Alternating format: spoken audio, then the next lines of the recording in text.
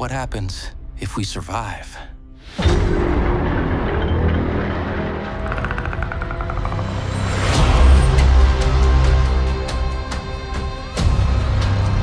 Hello everyone and welcome to another Real Rap Review. This is JP Bonilla in the Great Outdoors doing a Real Rap Review, and today we're going to be talking about Predator: Killer of Killers. I want to change up the location a bit, and it's a very beautiful day outside, too good to be inside for a review. So yeah, let's do this unique setup, especially for this film.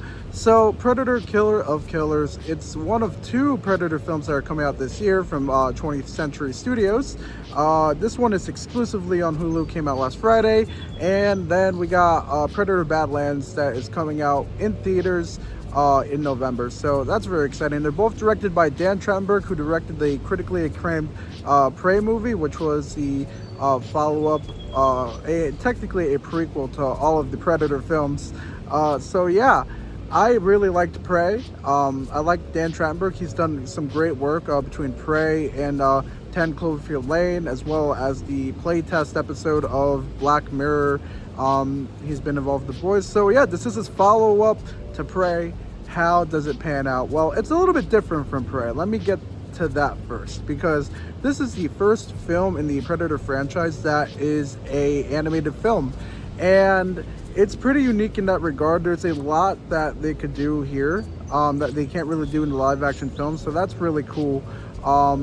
This one, as you guys probably seen in the trailers, follows three different timelines: one during the Viking Age, one during Samurai Japan, and then one during World War II. So we follow three different main characters who fight off against the Predators, especially during conflicts, and you know, the Predators just kind of get involved in these conflicts. So yeah, and of course, as always, they hunt down these humans and kill them.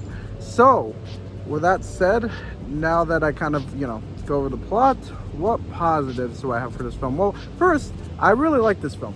I really do like this film a lot. I think that, like I said, the animated aspect is really cool, and I'm glad that they did it, because you know, there's so many things here that you can never really get in a live action Predator film. Some of the kills here are gnarly. Like I said, this is a very rated R animated film, and there's a lot of blood, a lot of gore, everything you expect out of Predator kills in a Predator film. So, you know, you will not be disappointed at all about that. It is pretty damn awesome. The other thing too is I really liked how they went with all the three different timelines. I thought that was a really cool aspect, and I wish, like, the one thing you're going to be wishing is you wish they were longer, and you wish that each of those timelines had their own movie, because it was that good. It really was that good. It was just awesome, especially seeing, you know, how many different timelines the Predator has been in, and also, like, you know, who they have attacked, who, you know, how long they've just been here, just like with Prey. So it kind of continues along with that same, you know, aspect of Prey. Like I said, very good kills, good voice acting. I really enjoyed the voice acting here. Just like in Prey, they speak in different languages, especially for each story. So there's, you know, Old Norse, and then I think that's what it was. There's Japanese, and then, you know, then there's normal English with a little bit of Spanish. But it is pretty cool to see that as well. I really enjoyed that aspect too. And I think the animation just looked beautiful in general. It looked really awesome too, and I think it works out really well. And they did a great job just making everything look great. You know, just like I said, doing stuff that they can't really do in a live action Predator film. So with that, then there are some things I don't know about, like, super bad negatives or anything. There's not really any bad negatives about this film. Well, there are negatives, but nothing that killed the movie for me. I wish the runtime was a little bit longer. I know with these animated films, you're not going to get the longest thing unless it's like something special, like Spider-Man Across the Spider-Verse or something like that. But it was like 90 minutes. I kind of wish that they would, you know, flesh out a little bit more of the time.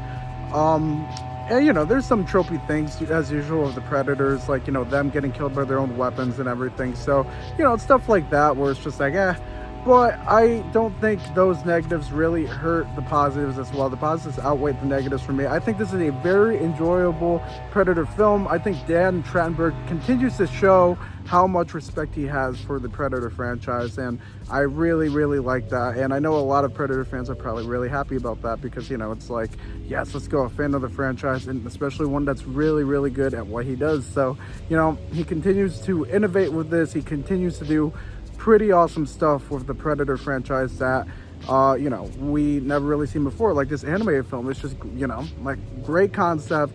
I do want more. I would love to see more. The ending I will not spoil, but it kind of opens up to potentially more of these, so hopefully that's the case. I really would love to see it. So yeah, anyways, my final rating for this I think would be a 4 out of 5 star rating. Like, it really enjoyed this film a lot. I think it did a great job once again with the animated aspect, and it was a pretty good Predator film. So anyways, did you guys see the film? What did you guys think? Let me know down below in the comments, and I'll see you guys next time for the next Real Rap Review. Have a good one.